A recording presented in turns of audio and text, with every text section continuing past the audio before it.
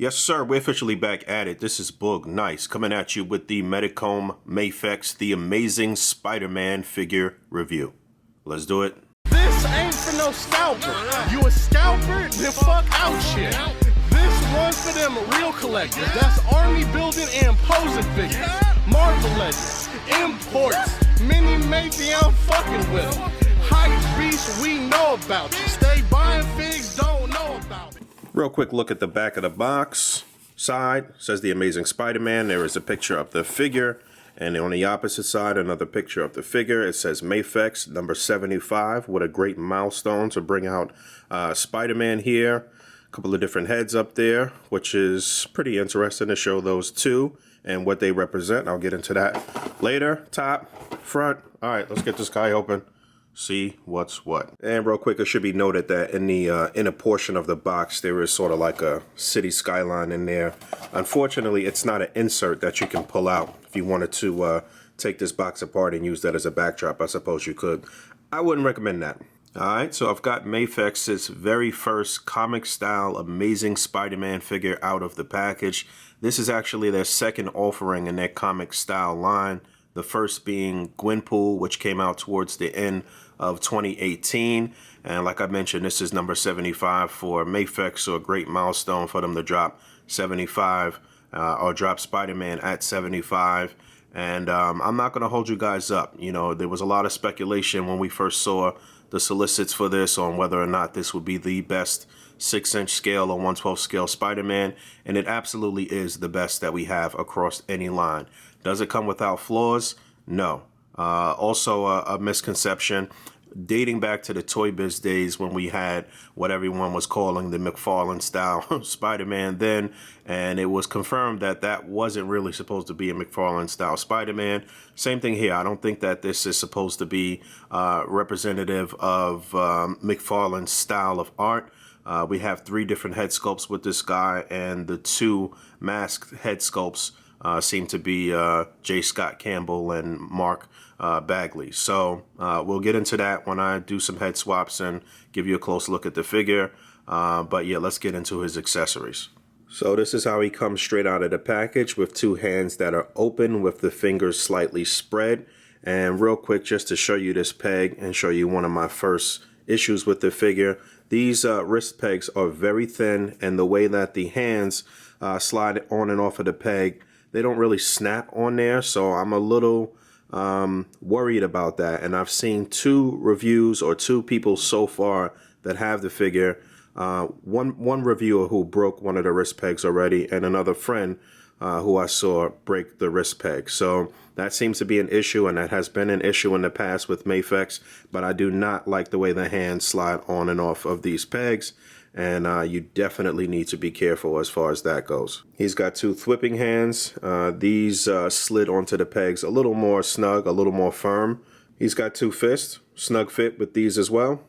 He's got 2 open hands with the fingers fully spread. He's got 2 hands that he can utilize to hold his web lines, which he has quite a few of those, so let's break that out. And this one looks like it's the standard line for swinging. I'll give you a look at that, but this little stem that you would plug into his hands is very thin and seems very delicate. I could see this breaking in no time, so I would be careful with this as well. I'm not really happy with the material or how thick the material is for this, so again, you need to be cautious with this, but it does plug into his hands without an issue, and he can hold it well. There's a pretty firm grip on this one. And then all the other lines we have seem to be for thwipping. You can see this little circular hole at the end of each one of these, and they're all varying lengths. So you can use this to wrap this hole around his wrist and then plug the hand back on. And there's an idea how that's supposed to work. Doesn't look that great. Again, I'm being very cautious with these wrist pegs. I can probably get these to sit a bit more flush on the around the wrist and push the hands back further on the peg, but I'm scared. So yeah, there's a decent idea. I think I need to do a little hot water, cold water trick on these 2 to straighten them out a bit, but you get the idea. And let it be known, in between this segment, I was trying to plug in this final web accessory. His arm came out the socket here. I don't think it's broken.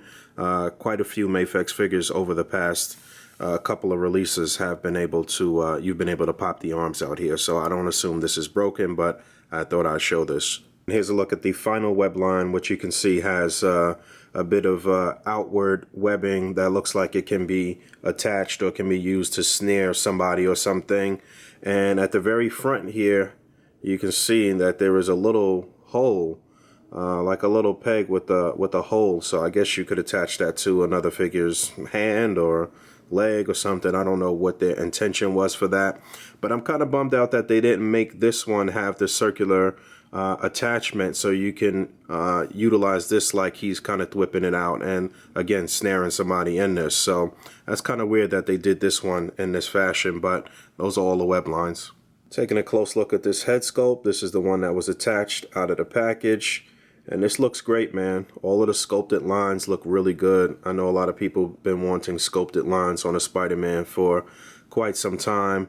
You know, the eyes are raised here. They're nice and vibrant, bright. They look really good. The shape of the head looks good. I don't really have any issues with this. Here's a look at that peg so you can see how that moves. And obviously the head will move independently of the neck. This looks a little, I don't know if it's supposed to be bent like that. I hope it is. But you can see that that's bent. And then there's the second head, which also looks really great.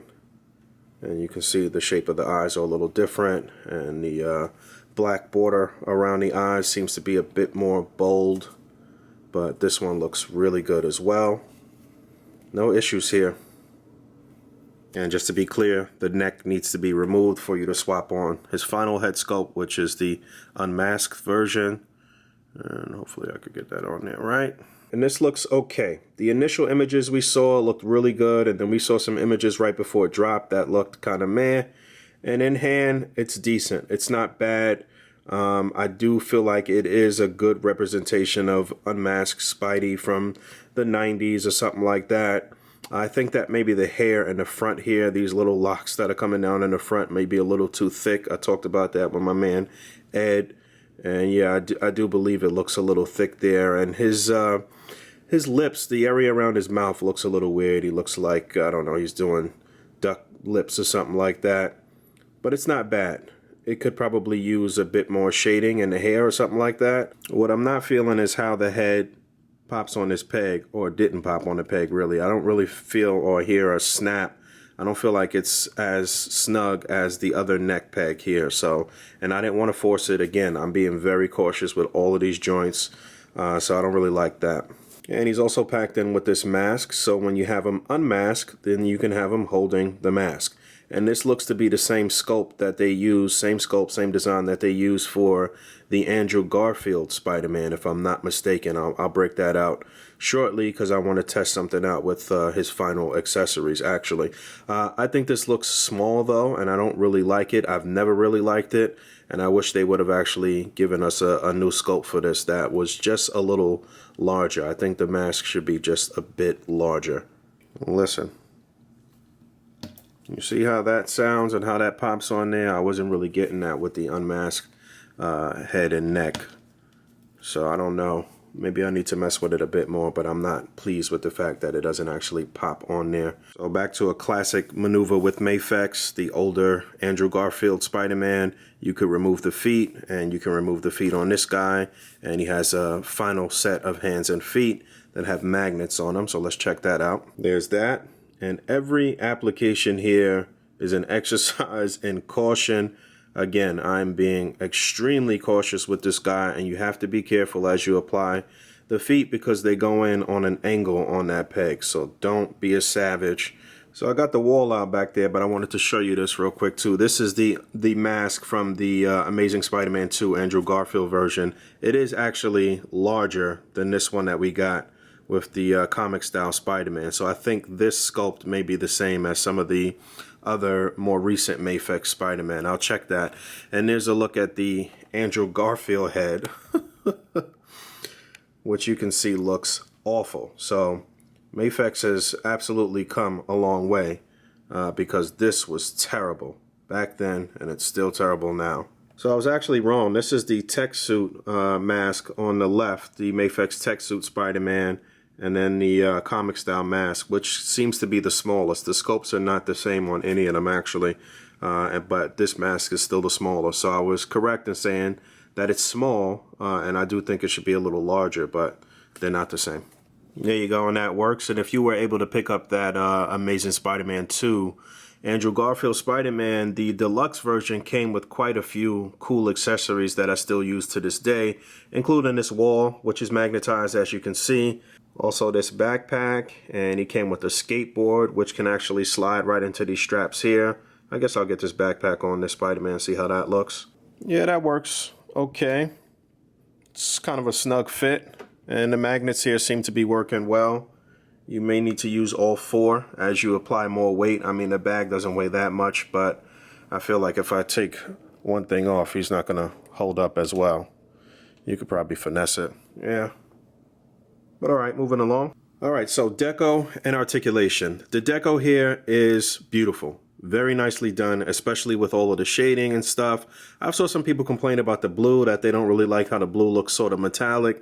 I think it all looks great. I think that looking at other figures and other lines, one thing that I always gripe about, one thing that I always say is the figure could use a bit more shading. They put quite a bit of shading in this guy. It really brings out all of the sculpted lines and everything. The spider emblem looks great on the back and the front. He looks great. He looks really, really appealing.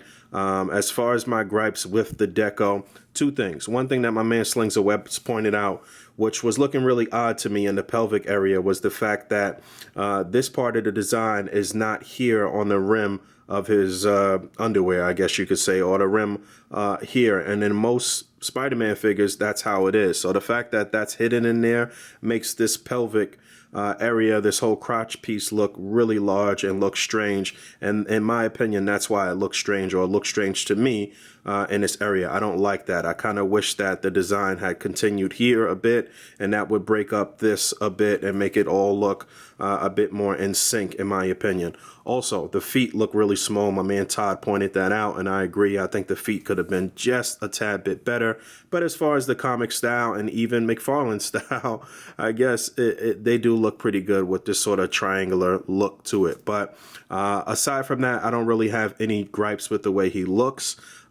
This does really bother me. This area does really bother me, though. But in terms of articulation, he is probably the most articulated Spider-Man that we have, aside from the Revoltech version, where you can fully articulate the figure, but he still looks really good in a vanilla stance, as you can see. So head and neck, you saw, were a separate piece. You can get him to look down really far. You can get him to look up really far, which is great. That's the best thing you can have for somebody who's going to be hanging onto walls and swinging and this and that. I really wish more companies would pay attention to that detail for flying characters. But he can pivot, turn 360, all of that good stuff. No issues there. Shoulders on the ball joint, they'll come up that far. You can do a full 360. You got a nice butterfly joint in there as well. As you saw, these arms can pop out the socket.